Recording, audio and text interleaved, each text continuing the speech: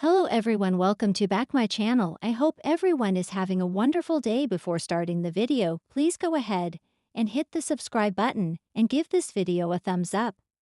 This week on The Bold and the Beautiful, spoilers say Luna Nozawa, Lisa Yamada, will continue her reign of terror in Los Angeles.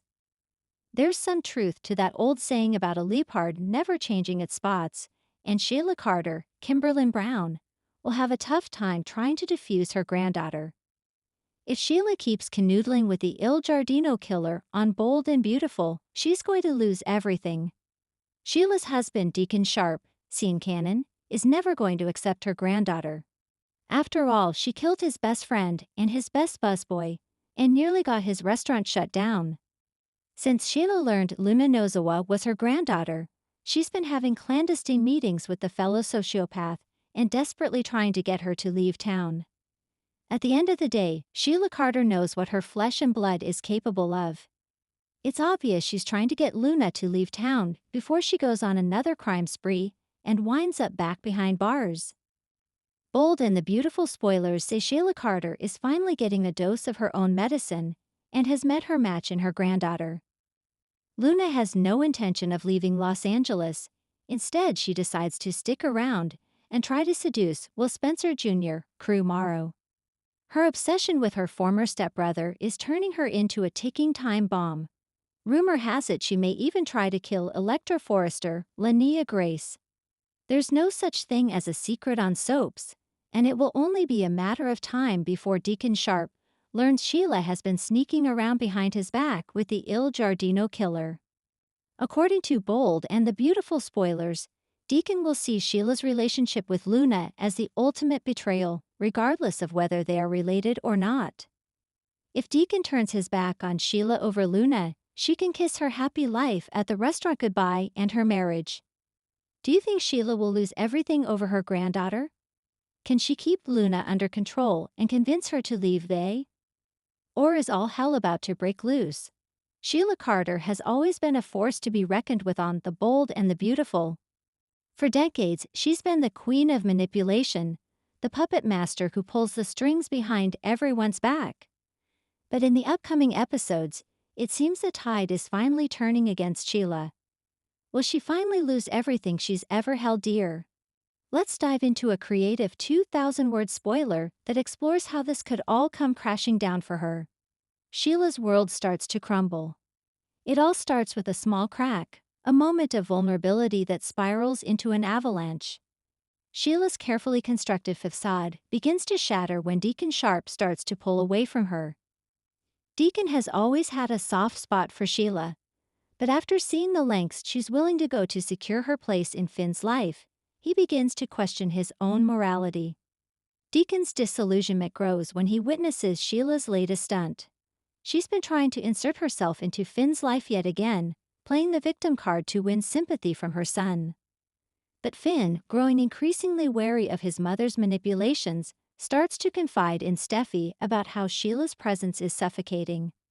Steffi, never one to mince words, lays it out plain and simple. Sheila Carter is a threat, and she has to go. For once, Deacon agrees. He realizes that his relationship with Sheila is built on a shaky foundation of lies and half-truths. He starts to wonder, has he been enabling Sheila's destructive behavior all this time? The ultimate betrayal. Deacon's decision to cut ties with Sheila isn't immediate. He wrestles with his feelings, haunted by memories of their brief moments of genuine connection. But as Sheila's schemes grow more desperate, he sees a darkness in her that he can no longer ignore. One night, after yet another explosive argument between Finn and Sheila, Deacon shows up at Il Giardino. He's visibly shaken. Hope Logan sees him and asks what's wrong, but Deacon just shakes his head. "I think I'm done," he says quietly. Hope's eyes widen. She's always known her father had a complicated relationship with Sheila, but she didn't expect him to give up so easily. Deacon can't shake the feeling that this is just the beginning of the end. And he's right. Sheila's last stand. Sheila, sensing that her hold over Deacon is slipping, becomes more erratic. She shows up uninvited at Steffi and Finn's house, tears streaming down her face. Please just hear me out, she begs. But Steffi's patience is gone. You're not welcome here, Sheila, she snaps, her voice ice cold. Finn, torn between the woman who gave birth to him and the family he's built with Steffi, tries to mediate. But Sheila's desperation only makes things worse. She starts to spiral, her emotions swinging wildly from pleading to rage. I'm your mother, she screams. How can you turn your back on me like this? Steffi doesn't flinch. You've done nothing but bring pain and chaos into our lives, she says. It's time you leave, for good. The intervention. Realizing that words alone won't be enough to stop Sheila, Steffi reaches out to Ridge and Brooke. Together, they form a plan to finally put an end to Sheila's reign of terror. Brooke, remembering all too well the torment Sheila has caused over the years, is eager to help. She's a master manipulator, she warns. We have to be careful. Ridge, ever the protector, agrees. We'll do whatever it takes to protect our family. They decide to stage an intervention, one final attempt to show Sheila that she's not welcome in their lives. It's risky, but it's their best shot. The confrontation. At the Forrester mansion, the family gathers. Ridge, Brooke, Steffi, Finn, and even Liam, who's been pulled into the drama by virtue of his closeness to Steffi. Deacon arrives last, his face drawn and tired. Sheila walks in, oblivious to what awaits her. She's dressed in her signature black, her eyes darting around the room as she senses the tension. What's going on? She demands, her voice sharp. Steffi steps forward. We're done, Sheila, all of us. We're done with the lies, the manipulation, the pain you've caused. Sheila's eyes narrow. You think you can just cut me out of Finn's life? I'm his mother. Finn steps forward, his face resolute. You're my mother by blood. But family is more than blood. Family is about trust and love, and you've given me neither. Sheila's jaw drops. She turns to Deacon, but he just shakes his head. I can't do this anymore, Sheila. I can't keep pretending that what we have is real when it's built on lies. The fallout. The confrontation leaves Sheila reeling. For the first time in years, she realizes that she's truly alone. Her manipulations, her endless schemes, none of them have worked. She's lost Deacon, she's lost Finn, and she's lost whatever twisted sense of family she thought she had. She flees the Forrester mansion, her mind racing. Where can she go? What can she do?